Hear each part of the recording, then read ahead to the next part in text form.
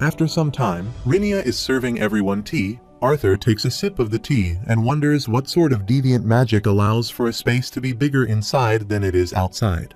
Suddenly, everyone starts falling asleep. Arthur starts drinking his tea again. Rinia says that she thought he would be more alarmed seeing everyone fall unconscious. Arthur says that he has been through a lot these days, so it's becoming harder to get surprised, but she probably knew that already. Rinia says that he is right, and she feels as though she needs to tell him about her powers as a diviner. Arthur is surprised to hear that, and thinks that there was almost nothing in the textbooks at Xyrus about this deviant form of magic since it was so rare. Rinia starts laughing and says it seems like he's quite interested. She explains that deviants outside of those who can harness the higher forms of the 4 basic elements have to find their own source of power to fuel their magic. This is different from regular mages who draw power from the mana particles in the atmosphere. For example, his mother is an emitter and has healing capabilities that elemental recovery spells can't compare to. She has met quite a few deviants in her lifetime that all had unique properties to their magic, and they all have one thing in common: their own pool of mana. They draw upon it to power their magic. This is different from an elemental deviant such as him. For diviners, their powers are also developed differently. Their powers can awaken at any point in their lives, and mostly come in erratic bursts. Blurred images of the future flash through their minds quite often. Most of the time, they're a little too vague and minute to make anything out of. These flashes of the future don't use any of their mana at all, actually. Rinia says it doesn't seem like a very useful power if she can't control it. Arthur asks what about the spell she used when he was younger, the one to locate his parents and let him speak to them. Rinia tells him that was a spell she made that involves using her powers as a diviner to project an image.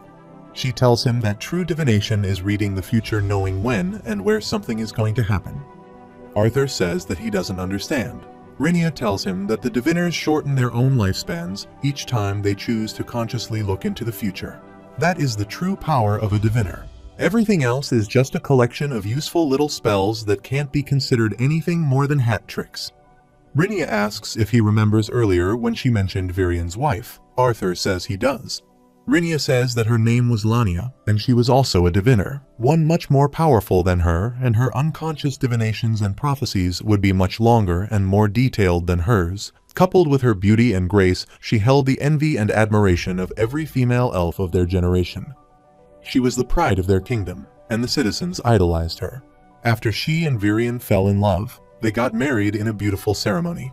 Fate seemed to be smiling upon them. However, fate was cruel to them both. The war between elves and humans was nearing its end, and there was talk of a treaty in the air. Tensions were still strong, and they suspected that the humans still wanted to assert their power. And they were right, because the then king of Sapin carried out one final act against the future heir to the elven throne. Arthur is surprised to hear that. Rinia says that Virian was the target of an assassination. Virian's wife was tormented by visions of his death, and her prophecies told her little about his death. And if she tried to change something in these prophecies, outcome would only lead to a different cause of death.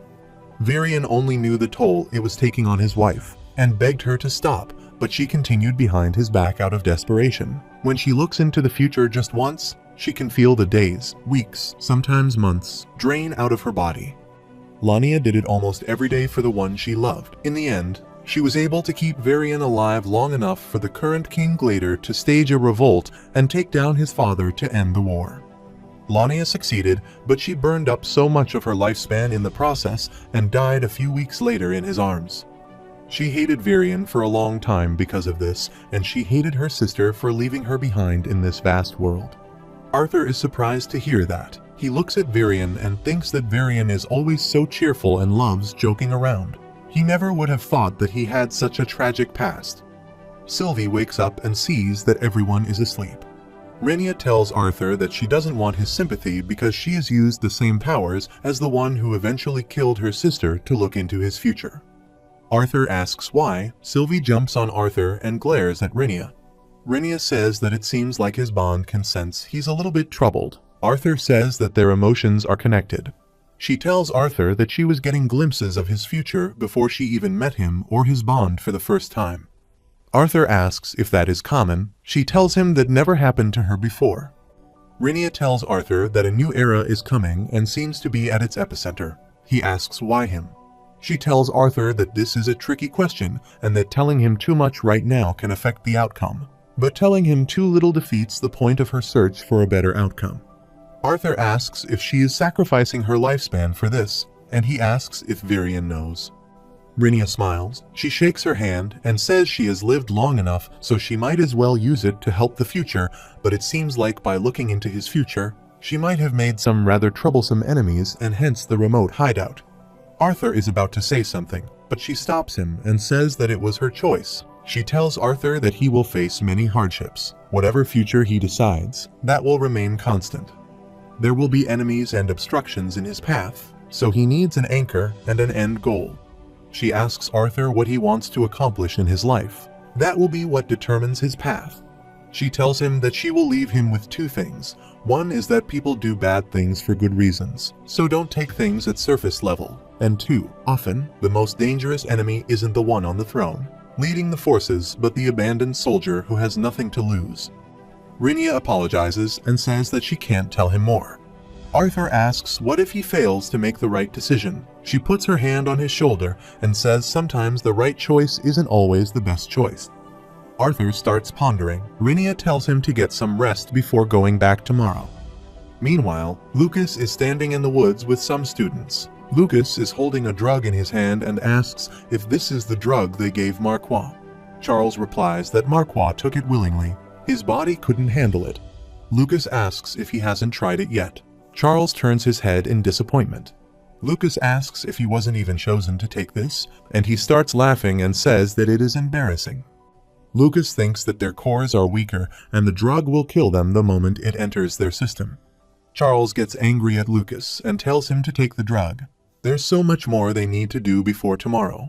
Their informant warned them that the DC officers are getting bolder, and they need to act now. Lucas attacks him using Fire Spell. Charles falls to the ground and Lucas asks how long he's going to keep talking big when he's nothing more than a little messenger boy. Lucas drinks the drug and a dark energy starts emitting from his body, and Lucas falls down. Everyone starts laughing at him. They say that it looks like he can't handle the drug any better than Marquois. Charles tells Lucas to bark all he wants and then go hide behind his family because he's nothing more than a useless piece of meat.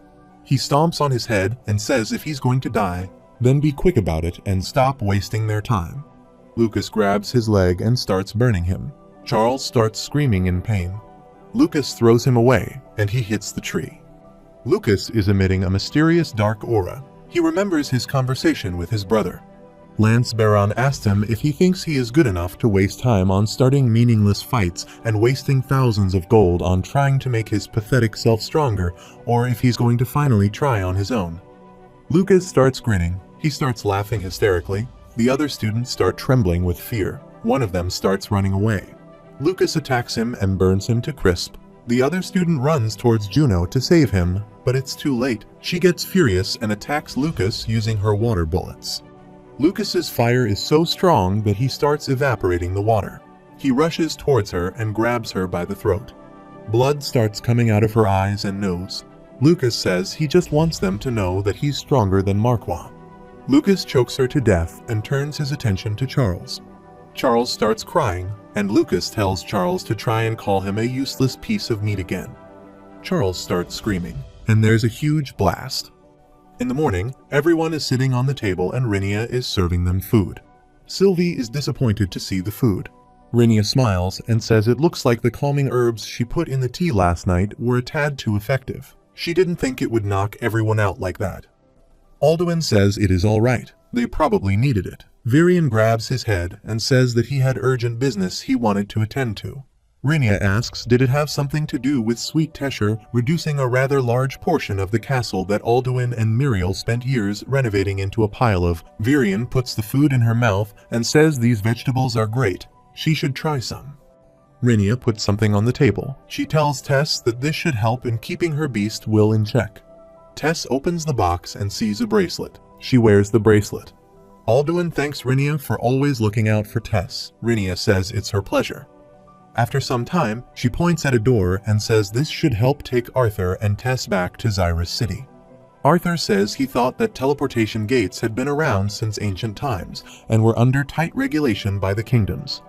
He asks if she's allowed to have a personal one just like this, and Rinia starts grinning. Tess hugs her parents. Muriel says they will visit her soon. Virian tells Tess be sure to stop by Goodsky's office before school starts. He haven't heard from her in a while and want to make sure that old Coot is still breathing. Tess says she will. Tess hugs Rinia and thanks her for having them. She hugs her back and says that she cherish every moment with her. Arthur looks worried. Sylvie asks if he is alright. Arthur says he's good. Arthur, Tess, and Sylvie wave at everyone, and they pass through the gate. Tess asks if there aren't supposed to be guards in front of each gate. Arthur says that he heard a lot of staff took time off during the Aurora Constellate since trade is blocked during this time. Maybe they're just short-staffed.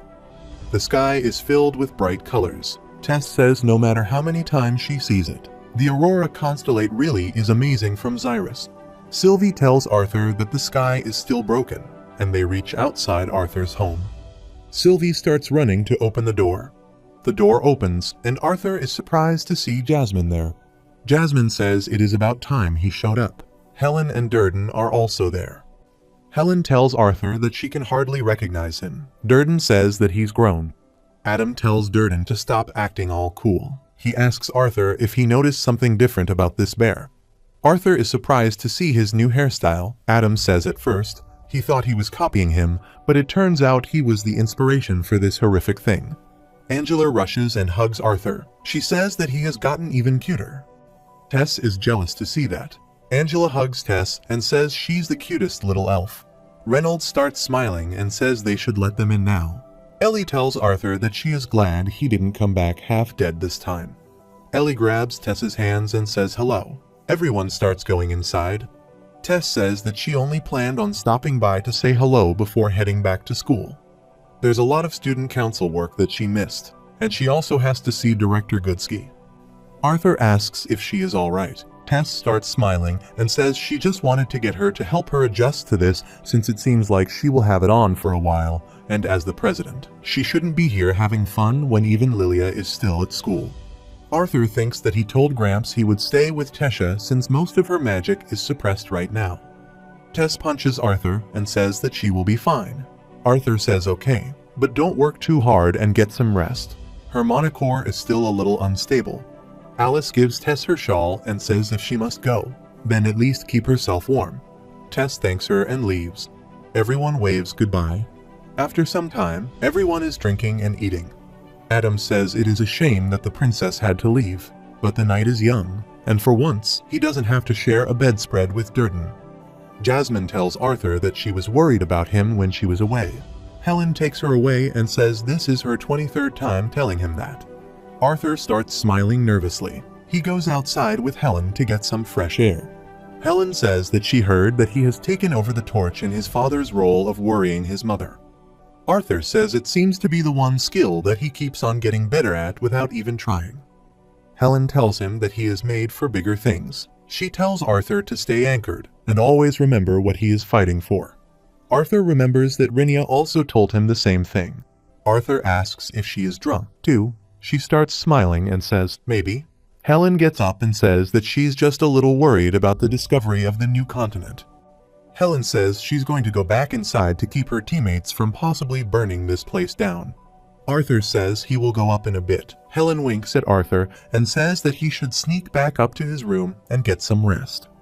Arthur thinks that he doesn't know why he was brought to this world, but he refuses to believe that he was sent here to be some chess piece. Protecting the smiles and laughter of everyone he has come to love in this new world is his reason, and that's the fate he will create. Meanwhile, the masked man tells his subordinates that everything is in place.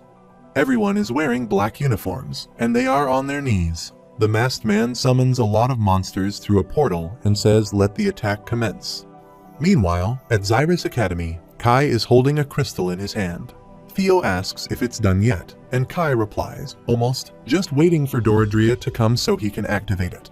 Claire asks if he is sure he doesn't want to join them. Curtis says those insane cultists are going to launch a full-scale attack soon. They need to keep themselves warmed up and prepared for battle. Kai says that he has been out scouting the whole day, so he thinks any more training will be more harmful than good. Dronzer comes running carrying mana-resisting bands and says that she is sorry for being late. Her foot gets stuck and she falls to the ground. Curtis picks up a band and asks if she is trying to make them waste all of their mana, training with these things when an actual battle might occur soon. Claire picks her up and says that she means well. Dronzer shows her tongue to Curtis. Theo tells Kai to turn on the barrier. Kai turns on the barrier, and a red circle appears around them. Kai is sitting outside the barrier. Claire says it is weird, and she asks why the barrier is red. Curtis tells Kai that there's something wrong with the barrier, so shut it down. Theo punches the barrier, but it doesn't budge.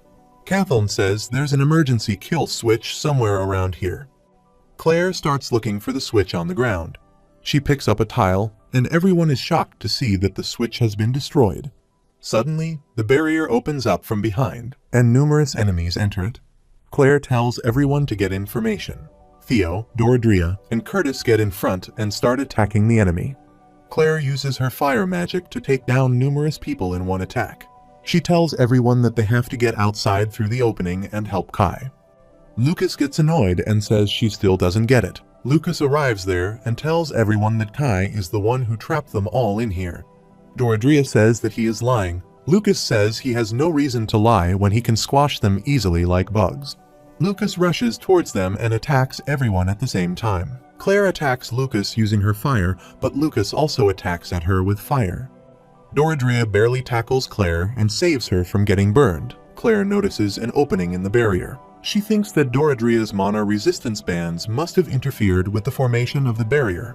She tells Dronzer that they can make an opening big enough to escape through. They need to get everyone back here. Dronzer says that is easier said than done. She doesn't know what Lucas took, but he's stronger than even the professors right now. Lucas is about to kill Ferrith, but Theo attacks him from behind. Lucas grabs Theo by his throat and says, "Look at this bug trying to crush a person." Someone notifies Lucas on a device that target has almost arrived. Lucas throws Theo away and says it is showtime. More cultists start running inside the barrier. Kai asks Lucas where he is going. He is supposed to help him capture them. Lucas says he has a more important mission to attend to. Kathleen creates an ice barrier between them. Claire and Dronzer creates an opening in the barrier. Everyone is trying to get out of the barrier, but the enemy breaks the ice wall and starts rushing towards them. Dronzer starts running to fight the enemies, and Theo says that he is not leaving her behind. She kicks him and tells him not to be an idiot. An enemy attacks Dronzer and says, "Die, dwarf," but an attack comes from somewhere and hits the enemy. Ferrith tells Dronzer that he has her back, and she tells Ferrith to let him do it. Claire tells everyone to scatter and search for professors. Theo asks why is it so loud outside. Everyone is shocked to see that monsters are going on a rampage outside. Meanwhile, Tess is riding on a carriage. She thinks that she didn't want to worry Arthur, but her body feels out of sync right now and her mana core is completely exhausted. She looks at her bracelet and says, hopefully, Director Goodsky can help her get used to this. The carriage stops abruptly. Tess braces herself, gets outside, and asks if everything is alright. She is shocked to see that there is a red barrier outside the academy. The coachman asks the princess what they should do, and Tess says to turn back quickly. Suddenly, someone attacks the carriage with fire, and it gets destroyed. Tess gets blown away by the blast. Lucas says that he can't believe she's here and she's alone, and it looks like she's feeling a little lonely. Tess looks up and sees the person on fire. She starts using her magic and thinks that she can still save him. Lucas attacks him again and says it is rude to ignore someone when they are talking. Lucas tells Tess to worry about herself. Tess gets up and tells Lucas to shut up. She uses her magic, but Lucas starts walking towards her and says she can barely keep her eyes open.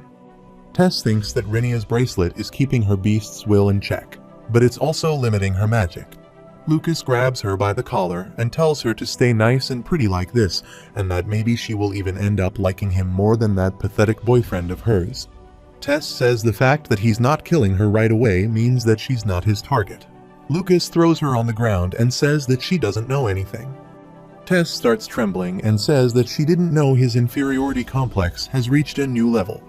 Lucas slaps her and says just because he can't kill her doesn't mean that he needs her in one piece. Tess starts bleeding from her mouth and says good. She grabs Lucas's arm and says she has no intention of leaving in one piece. She grabs Lucas and starts stabbing him using her magic. Tess thinks that she needs to hold on. She can't let him use her to lure Arthur. Lucas gets furious. He unleashes his firepower and breaks her spell. Tess falls to the ground. Lucas puts her bracelet back on her wrist and says that he can't let whatever magic she is using kill her. Lucas grabs her by her hair and starts dragging her inside the barrier. He knocks, and the barrier opens, and Lucas drags her inside. Tess thinks that she can't move her body, and she starts losing consciousness. Elijah attacks the monsters using earth spikes. He sees that another student starts calling for help as the monster bites her. Elijah gets knocked down, and the monsters start attacking him. He smashes his fists on the ground and pierces 3 monsters using his earth spikes. Elijah runs away and hides behind a pillar. A person in black clothes tells all the human students to raise both hands and swear their allegiance to their cause, and the mana beasts will not attack them, and elves and dwarves should stop struggling as they destroy their mana core. Elijah wonders how did Director Goodsky allow things to get this bad. Someone shouts for help. Elijah is shocked to see that a professor is forcing himself on a student. He attacks and tells the professor to let her go. The professor easily blocks the attack and tells him to stay out of it if he wants to live. Curtis attacks from behind and cuts the shield in half. He tells Grotter to protect them. Elijah starts running towards the professor, but he escapes using his magic. Curtis tells the girl to get to the training facility. There are good professors there to protect her. Elijah tells Curtis that it's good to see that he's okay. He asks how are the rest of the DC officers. Curtis replies that most of them are okay, and they are scattered to search for more help. He tells Elijah that they fell into a trap made by the cultists. Doradria and Faerith held them back while they escaped. Elijah grabs him, asks what about Arthur and Tess and the rest of the student council. Curtis tells him that Arthur and Tess are not back yet. The student council is okay. He just split up from Lilia and Clive. Elijah asks what they should do now. Curtis says he doesn't know at this point, and Elijah is disappointed to hear that. There's a loud noise. Everyone covers their ears. A voice comes from the speaker and tells the students and faculty members of Xyrus Academy that his pets will no longer bite, so please kindly make their way to the clock tower. It's time to begin the final ceremony, and this is something they don't want to miss. The masked man is holding a bag in his hand and blood is dripping from it.